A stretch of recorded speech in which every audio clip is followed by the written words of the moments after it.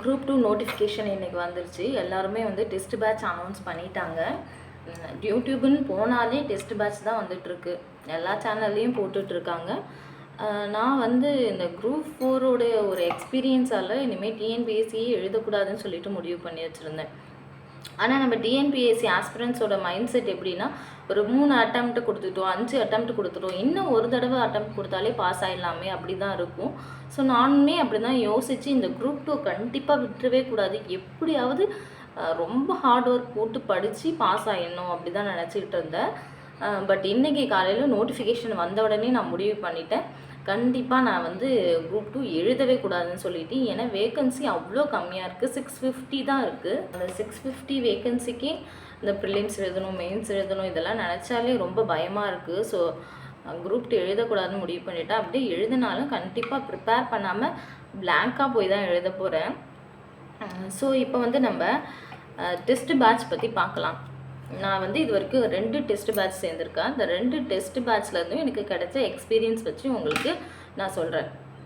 பொதுவாக ஒரு டெஸ்ட் பேட்ச்னால் எப்படி இருக்குன்னா, ஒரு ஸ்டடி பிளான் கொடுப்பாங்க. அதில் ஒரு 10 நாளைக்கு ஒரு தடவை டெஸ்ட், அப்படி இல்லைன்னா வீக்லி ஒரு டெஸ்ட்டுன்னு வைப்பாங்க. இப்போ எக்ஸாம்பிளுக்கு எடுத்துகிட்டோன்னா, மேக்ஸில் வந்து ஒரு எல்சிஎம், ஹெச்சிஎஃப், பாலிட்டியில் இந்திய அரசியலமைப்பு, அடுத்தது ஹிஸ்ட்ரியில் டெல்லி சுல்தான்கள் எப்படி இருக்குன்னு வச்சுக்கோங்க. அப்புறம் தமிழில் ஒரு 6th தமிழ் அப்படி இருக்குன்னா, நமக்கு அந்த டெஸ்ட் பேட்சில் சேரதுனால என்ன கிடைக்கும், அந்த டெஸ்ட் பேட்சில் அந்த புக்கை டவுன்லோட் பண்ணி அவங்க அந்த பேஜை மட்டும் அனுப்புவாங்க. இப்போ டெல்லி சுல்தான்னா டெல்லி சுல்தான் 6th to 12th எங்கே இருக்குன்னு சொல்லிட்டு அவங்க கட் பண்ணி அந்த பிடிஎஃப் அனுப்புவாங்க. அப்புறம் அவங்க ரெடி பண்ண ஒன்லைனர் அனுப்புவாங்க. அதுக்கப்புறமா அந்த 10 days ஒன்ஸோ இல்லை வீக்லி ஒன்ஸோ அவங்க வைக்கிற டெஸ்ட்டுக்கான கொஷின் பேப்பரை அனுப்புவாங்க. இது மட்டும்தான் நமக்கு ஸ்பெஷலாக கிடைக்க போகுது. ஆனால் அவங்களுடைய யூடியூப் சேனல்லே பார்த்திங்கன்னா, இப்போ டெல்லி சுல்தான்கள் அந்த வாரம் அவங்க டெஸ்ட் பேட்சில் டெஸ்ட் வைக்க போகிறாங்கன்னா, அந்த டெல்லி சுல்தான்களுக்கான வீடியோஸ் எல்லாமே யூடியூப்பில் தான் போடுவாங்க. எல்லாருமே அதை பார்ப்பாங்க. ஸோ யூடியூப் அந்த லெசனை நடத்தி யூடியூப்பில் போடுவாங்க. அந்த லெசனுக்கான ஒன்லைனர் யூடியூப்பில் போடுவாங்க. அந்த லெசனோட லைவ் டெஸ்ட்டும் யூடியூப்பில் போடுவாங்க. ஸோ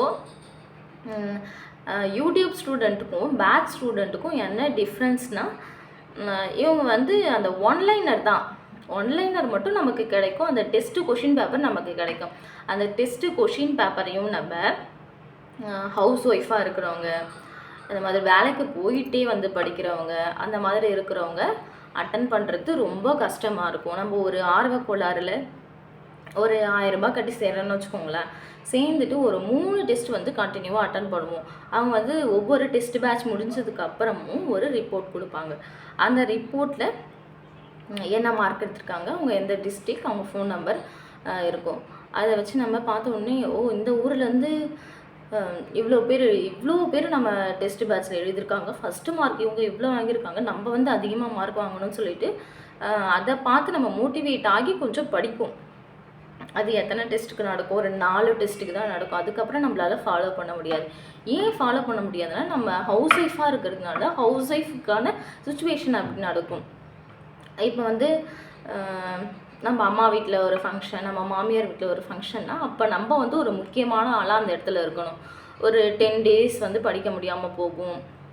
அப்புறம் நம்ம வீட்டுக்கு ஒரு கெஸ்ட் வரும்போது படிக்க முடியாமல் போகும். டெய்லியுமே நம்ம வீட்டு வேலையை செஞ்சுட்டு, குழந்தைங்கள பார்த்துட்டு, ஹஸ்பண்ட் ஆஃபீஸ் அனுப்பிட்டு படித்து அந்த டெஸ்ட் எழுதுகிற டைமில் ஸோ அந்த ஷெடியூலுக்குள்ளார நம்மளால் முடிக்க முடியாமல் போகும். ஸோ அதே மாதிரி தான் போயிட்டுருக்கோம். நம்ம பின்னாடியே தொடர்ந்து வந்துக்கிட்டே இருக்கோம். ஒரு கட்டத்தில் நம்ம பின்னாடி வர முடியாதுன்னும் போது ஸோ நம்ம அப்படியே அப்படியே நிறுத்திடுவோம். அது எத்தனை டெஸ்ட்டுக்கு அவங்க ரிப்போர்ட் கொடுப்பாங்கன்னா, அவங்க வந்து ஒரு 20 ஷெடியூல் வச்சுருக்காங்கன்னு வச்சுக்கோங்களேன். அதில் 8 டெஸ்ட்டுக்கு தான் அவங்க ரிப்போர்ட் கொடுப்பாங்க. அந்த ரிப்போர்ட் வந்து ஒரு 8 டெஸ்ட்டுக்கு மேலே ஸ்டாப் ஆகிடும். ஏன்னா வந்து யாருமே வந்து டெஸ்ட் எழுத மாட்டாங்க. இது வந்து நான் டெஸ்ட் பேட்சில் சேர்ந்து பார்த்தது. ஒரு 8, 9, 10 டெஸ்ட்டுக்கு மேலே அவங்க ரிப்போர்ட் கொடுக்க மாட்டாங்க. பட் டெஸ்ட்டு கொஷின் பேப்பர் கடைசி வரைக்குமே அனுப்பிட்டுருப்பாங்க. 20 டெஸ்ட்டுக்கும் அவங்க கொஷின் பேப்பர் அனுப்பிடுவாங்க.